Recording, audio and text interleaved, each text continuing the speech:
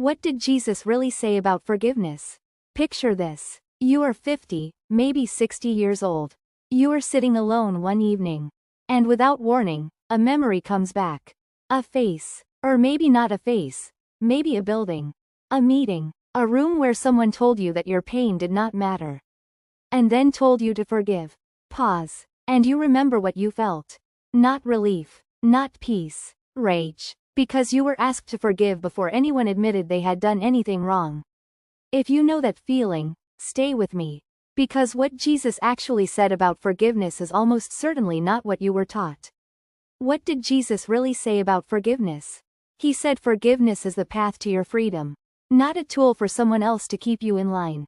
One distinction. But that distinction changes absolutely everything. Maybe you have asked yourself this before. Why should I forgive someone who never apologized? Why should I forgive an organization that never admitted it was wrong?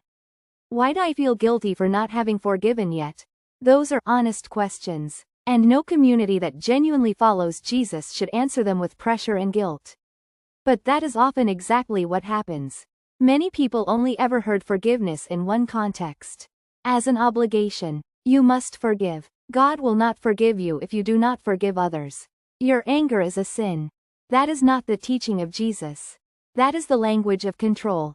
For years, many people were taught 3 things about forgiveness. All 3 are false. The first lie. To forgive means to forget. Jesus says this nowhere in the Gospels. You remember what was done to you? That memory protects you from being hurt again. That is not a lack of faith. That is wisdom. The second lie. To forgive means to excuse what happened. Wrong remains wrong. Your forgiveness does not change what the person who hurt you actually did. It does not release them from responsibility. It does not make it acceptable. The third lie. To forgive means to restore the relationship. You can forgive someone and never speak to them again. Forgiveness is an internal act. It has nothing to do with proximity or resumed contact. You are not required to return to what harmed you. But what if what you were taught about forgiveness has been working against you for years and you did not even know it? Think for a moment about the image Jesus chooses. In Matthew chapter 18, he does not talk about an enemy you must immediately love. He does not talk about someone you must immediately trust. He talks about a debtor. Someone who owes you something and cannot repay it. And here Jesus says something that may reframe your entire understanding of this. When you do not forgive, you are the one carrying that debt. Every day. In every thought. In every 3 in the morning moment when sleep will not come. The person who hurt you is living their life. And you are holding a ledger that is destroying only you. Jesus is not saying forgive because I am telling you to. Jesus is saying forgive because you deserve to be free. Perhaps you know this feeling. You return to the same memory. Again and again. Year after year. And you ask yourself, when does this stop? Jesus answers that question. But the answer sounds different than you might expect. In the parable of the unmerciful servant, Matthew 18 verses 21 to 35, Jesus shows a man who was forgiven an impossible debt. Completely canceled. And this same man goes out and finds someone who owes him a fraction of that amount and throws him into prison. And what happens to him? He returns to prison himself. For 2,000 years, most people have read this as a moral warning. But there is something else here.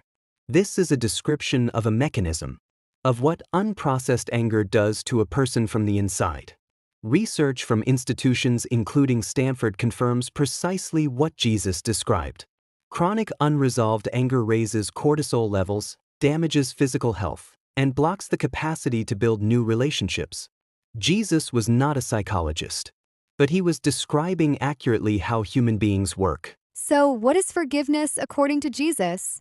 It is a decision, not a feeling, not a reward for the person who hurt you, not the erasure of the past.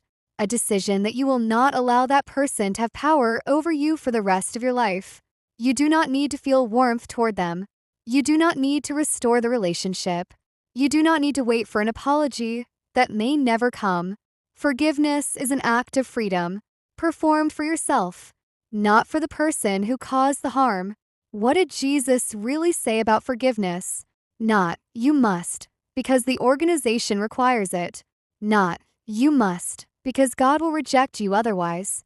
He said, forgive, because you deserve a life that is not chained to someone else's cruelty. One word of difference between religious obligation and the invitation of Jesus.